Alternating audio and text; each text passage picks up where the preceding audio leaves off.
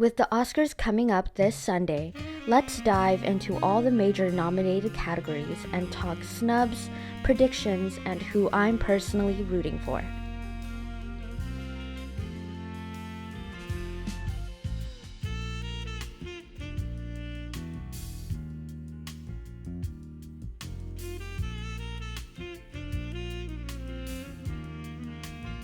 Blue Moon felt extremely pretentious to me, but I also felt like that was sort of the point. The protagonist's self-indulgence was mirrored in the script and structure. And while good at times, Blue Moon definitely was an outlier and the weakest in this category. If we are talking dialogue and plot progression, Marty Supreme easily takes that win. The absurd flow and increasingly hysterical nature of the scenes and conversations was just superb. This is the trickier category because I think there's an even triple tie between Sentimental Value, Sinners, and Marty Supreme. But I think my final prediction will be Sinners. While I think the script needs a lot of polishing up, this is still a great win. Sinners was easily one of the most creative scripts to come out in the past couple years, so it definitely deserves that recognition. However, there is still a good chance Sentimental Value will do a sneak win here as well. My personal favorite original script was It Was Just an Accident and Sentimental Value. It Was Just an Accident was just a flawless script and the greatest one here. It was intimate, simple, and perfectly explored every theme and character. It drew you in and immersed you in its world and its distinct characters with so little. And most of all, it felt like we were taken back to older, traditional film writing. While Sentimental Value's plot progression felt wonky at times, the dialogue and character work in the script were exceptional, reminding me a lot of Tarkovsky's work in Mirror. As for the snubs, I think Sorry Baby was easily one of the most overlooked films this year. Ava Victor's courageous directorial debut was one of the greatest scripts to execute tonal control. She switches from discussing somber and vulnerable details of her trauma to bringing light and warmth and sometimes humor to the situation in seconds. Directing, writing, and performing it all in a debut film was incredibly impressive and definitely deserved a nomination.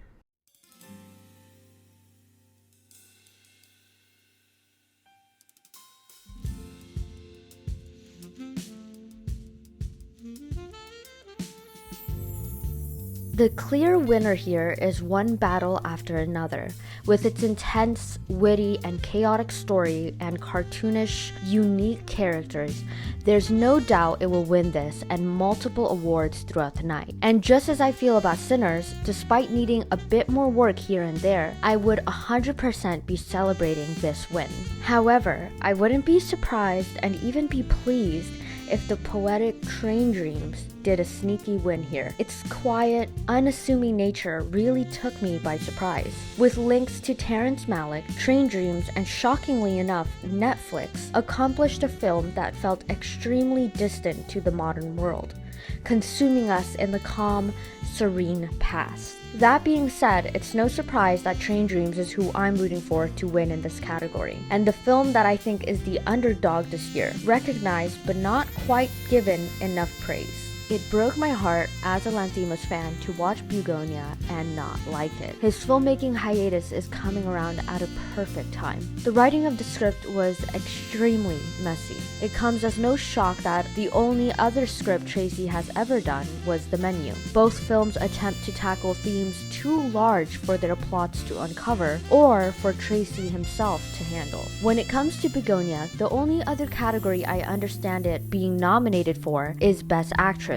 And those snubbed in all of these categories, Best Supporting Actor, Lead Actor, and Cinematography would have all been understandable too. Frankenstein was not a favorite of mine this year, despite being one of my most anticipated. Nothing about it felt too awful or disappointing, but nothing about it drew me in as much as I hoped. It just ended up falling very streamlined and not brave enough. The characters didn't feel as complex as we usually know them. The only thing I really understand or see Frankenstein winning this year is costume and makeup. Another most anticipated this year was Hamnet, and another film that unfortunately did not meet my expectations. While parts were well done and Jessie Buckley nailed her role, the script felt very forceful and manipulative, and not in the good way. A lot of the characters felt flat and stale, and it felt more like the performances and directing moved us more than the story itself. But I wouldn't be entirely surprised if this did a sneaky steal of that best script win. It wouldn't be my first choice, but it definitely is understandable.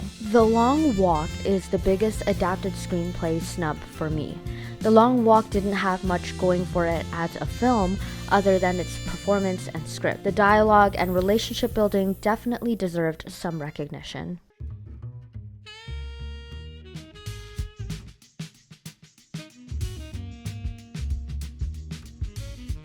From all the love for the character Aunt Gladys in Weapons, unanimous love that eventually sparked to the possibility of a prequel, Amy Madigan's nomination this year comes as no surprise, nor did her win at the SAG Awards last week. While I personally was not a fan and don't see her winning this year, her nomination was predictable given all the pop culture conversations it sparked. Whether it is deserved is another question. One Battle After Another is going to take another obvious win, with Tiana Taylor in this category. It definitely is a controversial win. Some think her short screen time wasn't valid enough to be nominated, others think she just wasn't that good, and others adored her performance. I personally lean towards a 50-50. While her screen time was short, I think she did a good job in this role and was definitely a huge starting force for the film, and I wouldn't be upset if she did win this. Sentimental Value leads the supporting actress nominations with two, one for Elle and one for Igna. The two supporting pillars of the film did an excellent job of playing vital but quiet roles for the two protagonists. While unassuming, they brought in that extra layer of vulnerability that really tugged at the heartstrings. Though I don't have any real person I'm rooting for in this category, I guess it would be safe to say that if one of these two women wins, I'd be quite happy. Wumi Mosaku is one of the strongest performers of Sinners. The formidable faith she brought into that barn was palpable. She brought a sense of safety and certainty to the fear that surrounded the characters and the audience. While I unfortunately do not see her winning this year, her nomination was more than deserved. The biggest snub for me this year is not only in the awards show, but also in the praise and promotion of the film, is Emily Blunt in The Smashing Machine. While I think Johnson definitely shocked all of us with his vulnerability, Blunt was the real showstopper. She absolutely disappeared into her role. If she was nominated this year, she'd definitely be who I would root for. Another snub I think this year was Ariana Grande in Wicked. While I don't think much of the two films, I think Ariana Grande did a great job in committing to her role and really allowing herself to explore new facets of her artistry. While she may have not deserved to win, she definitely deserved some recognition.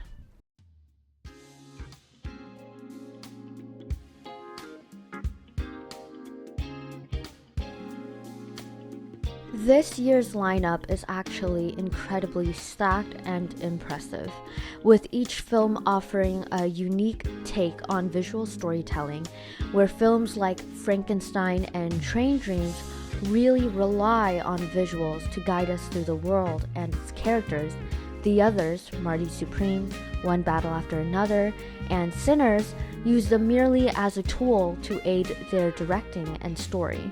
None of them felt like outliers. In the rare occurrence, I actually wouldn't be angry if any of them won. All of them deserve recognition and praise. However, not all of them can. I predict Arka Paul will win and become the first female DP to take this award home. And as I said before, what a well-deserved win that will be. Her use of aspect ratios and natural lighting along with the immersive camera movement is a big part of why the film did as well as it did. I really wouldn't be upset at any of them winning. But Adolfo Veloso's work in Train Dreams, along with Arkapaw, would make me the happiest. As for the snubs, I think Łukasz Zoll's work in Hamnet was really unfairly overlooked, especially since his cinematography was a big reason the film was as emotional as it was.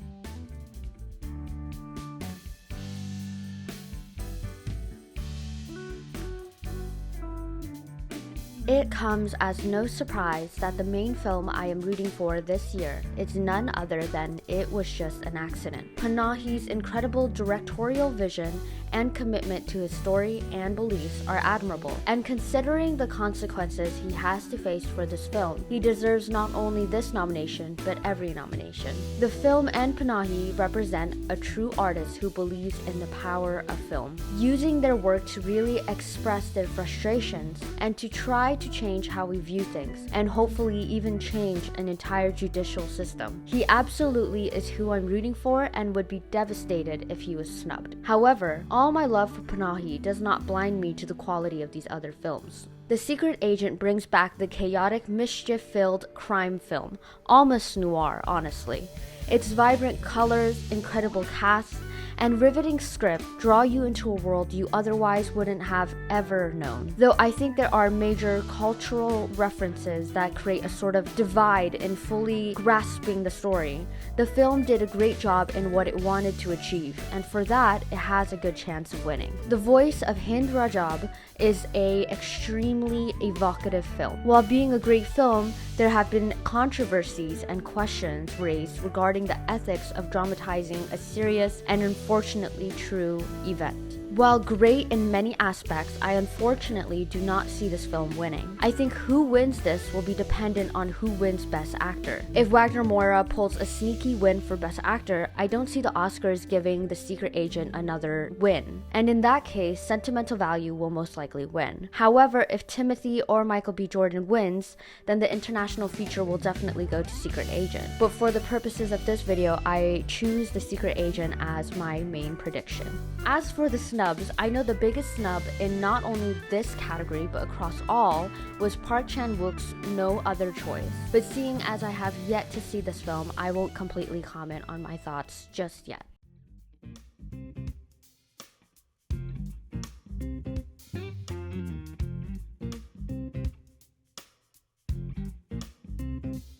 Song Sung Blue somehow sneaking its way into an Oscar nomination is dumbfounding to me. While Hudson's performance was fine, having her nominated is a big jump. So it's safe to say I don't really think she belonged among the other nominations, nor do I think she will win. Emma Stone returns as yet again another nominee in lead actress. Despite her performance being stellar and one of the strongest parts of Begonia, she too will not be winning this category. Despite Renate's powerhouse performance in Sentimental Value, she will unfortunately be overlooked as well. However, multiple snubs in a single category are expected when you have a category as stacked as this. Jessie Buckley's emotionally immersive performance is absolutely going to win. It's no shock nor undeserved. Her performance as a heartbroken mother and a loving, wild spirit was where all the heart of the film laid, and where the film lacked authenticity, Buckley compensated. And in the rare case, not only am I rooting for Buckley to win, but I am sure that she will.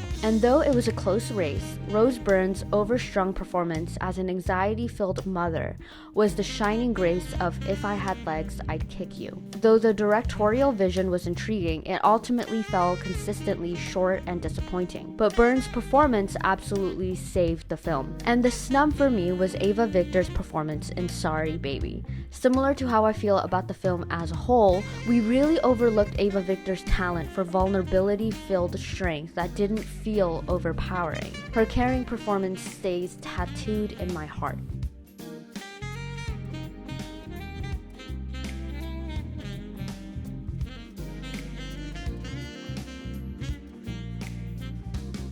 In another stacked category, every performer earned their place. From Benicio and Sean's hilarious and juxtaposing portrayals in One Battle After Another, offering comedy and drama in a perfect neat package, to Elordi's incredibly loving delivery of Frankenstein, marking it the best performance of his career, to Delroy Lindo's riveting yet warm performance in Sinners that gave comfort in times of pure fear, to Stellan Skarsgård's cold performance that beautifully balanced the stony, ego-driven father's side with the guilt-stricken, almost pitiful side of an old man with his regrets. It's a close tie. While all of them were fantastic, I am rooting for Benicio del Toro to win this year, but it's most likely that Stellan Skarsgård will be winning. I do, however, see Sean Penn doing a steal win for this. As for the snubs, I really did love Pedro Pascal's performance in Eddington. While I often think Pascal tends to overact, and the film itself was not as great as I hoped, his soft, almost cunningly kind performance as Ted Garcia really blew me away.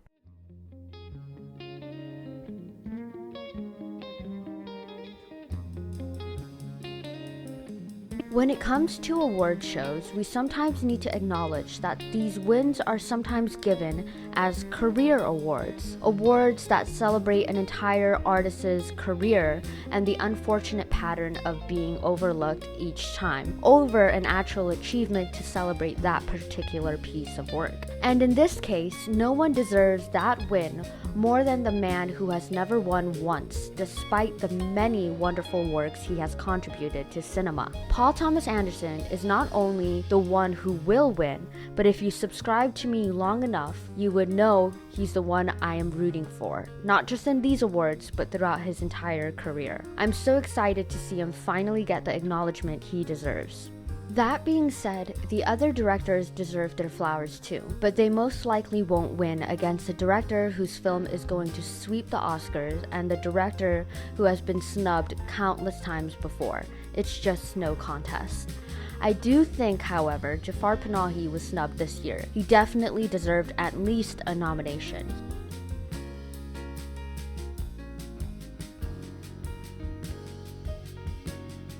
And finally, to the category everyone is talking about. We'll get it out of the way that Hawk is definitely not going to win. While he put on an okay performance, I think this was a sort of gimmick biopic nomination.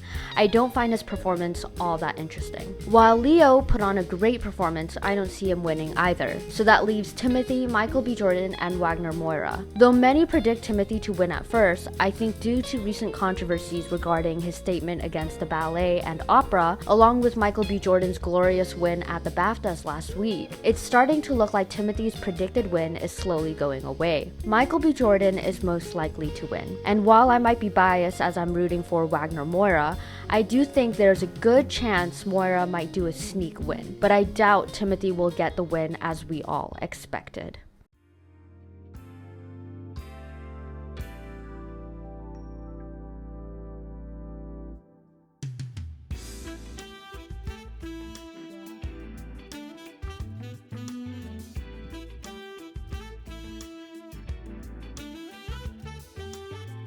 We can start off with the biggest outlier of all. F1 being nominated was almost laughable.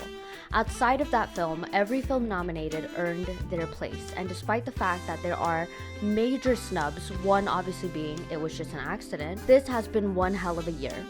I think it's obvious that one battle after another will be winning Best Picture. I am rooting for it as well, and though I think it might be a low chance, there is a possibility that Sinners might do a steal win.